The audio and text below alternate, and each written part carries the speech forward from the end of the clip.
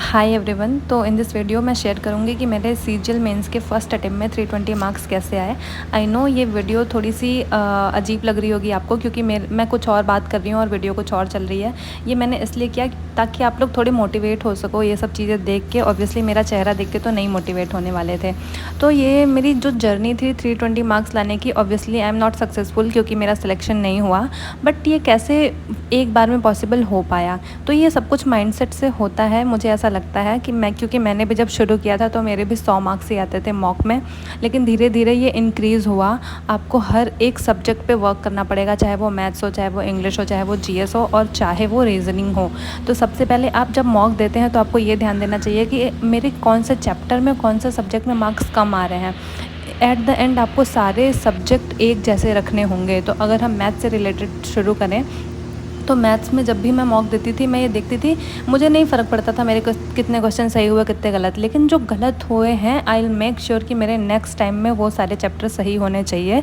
मैं वो चैप्टर दोबारा पढ़ूंगी और ऐसे पढ़ूंगी कि मुझे कुछ नहीं आता उस चैप्टर में। अगर आप देखोगे मैं इसमें मैथ सॉल्व कर रही हूँ, मैं हर एक थ्योरी दोबारा देख रही हूँ। तो ऐसे ही करो और फिर मेक श्योर करो कि उस चैप्टर से रिलेटेड आपका क्वेश्चन दोबारा गलत ना हो। अगर गलत हो रहा है तो इसका ये मतलब है कि आपने उस चैप्टर में इतनी मेहनत तो नहीं करी थी, उसको दोबारा पढ़िए। तो ये मैथ्स के लिए हो गया यार। इंग्लिश के लिए तो सिंपल सी बात है, आपको अपना वोकैब बहुत स्ट्रॉन्ग करना पड़ेगा और उसके लिए रानी मैम का A to Z वोकैब का पूरी सीरीज़ पड़ा हुआ है यूट्यूब पे फ्री में। तो मैंने भी वहीं से सारे वोकैब नोट किए थे और मैं उनको रिवाइज़ करती हूँ रोज़ सुबह। इस वीडियो में अभी आपने देखा होगा फिक्स प्रेपोजिशंस और फ्रेजल वर्ब्स, ये सब आपको तो याद करने ही पड़ेंगे, क्योंकि आपके जो हार्ड वर्क होता है उसका कोई और ऑप्शन है ही नहीं, आपको वो करना ही पड़ेगा। तो अगर आप ये सारी चीज़ें कर लेते हो और मॉक देते देखते आपको एक पैटर्न का आइडिया हो जाता है कि क्या आता है, एक्टिव वॉइस, पैसिव वॉइस, आपको ग्रामर करनी पड़ेगी, आपको आरसी के प्रैक्टिस करने पड़ेंगे। तो ये सब इंग्लिश का हो गया। और जीएस के लिए तो आई वुड सजेस्ट मुझे भी बहुत लेट पता चला था परमार सर के बारे में। मेरा एक फ्रेंड था जिसने रेकमेंड किया था। आई एम सो ग्रेटफुल कि उन्होंने मुझे वो चैनल बताया परमार सर का। उन्होंने नेट्टो सीरीज़ के बारे में बताया था। बट आई वुड रिकमेंड कि अगर आपके पास टाइम है तो उनका वो जीएस का बैच ही ले लो यार। थोड़े पैसे इधर उधर लग ही जाते हैं, कैसे भी वो बैच ले लो और पूरा चीज़ रिवाइज़ करो। अब तो उनकी बुक भी आ गई है, fat man and little boy, जिसको मैंने ऑलरेडी अपने चैनल पे बताया था।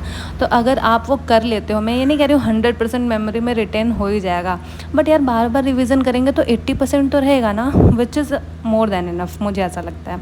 रीजनिंग के लिए सबको बहुत ईजी लगती है तो बहुत लोग ध्यान नहीं देते हैं, बट आपको देना पड़ेगा, खासकर उन चैप्टर्स पे जो कि जिनसे क्वेश्चन आता ही है। और अगर वो चैप्टर एक बार कर लिए जाएँ तो वो क्लियर हो जाएंगे। सिलोगिज्म कर लो, कैलेंडर कर लो, क्लॉक कर लो, ऑल्दो इनसे नहीं आते हैं क्वेश्चन इतने, बट आपको एनालॉजी वगैरह करनी पड़ेगी। तो अगर आप प्रैक्टिस करते हो तो मुझे लगता है मॉक से ही बहुत सारी चीज़ें रिवाइज़ हो जाती हैं। ब्लड रिलेशन वगैरह आप एक बार देख लो, अगर आपको इसमें क्लैरिटी नहीं है आई वुड से आप अरेंजमेंट देख लो, सिटिंग अरेंजमेंट सर्कुलर वे में कैसे करनी है, लिनियर वे में कैसे करनी है। तो अगर एक बार आप सब कुछ अपना सिलेबस कंप्लीट कर लेते हो, फिर आप मॉक दो और उसके बाद जो चीज़ें नहीं आती हैं उनको वापस रिवाइज़ करो। बस आई वुड से मेरा यही एक पैटर्न था जिसको मैं बार बार फॉलो करती थी और मैं अभी भी कर रही हूँ। अगर आपको लगता है मैं कोई और नई चीज़ें ऐड ऑन कर सकती हूँ तो प्लीज़ कमेंट करिए और मुझे बताइए, और मैं वो चीज़ ऑब्वियसली इम्प्लीमेंट करूँगी।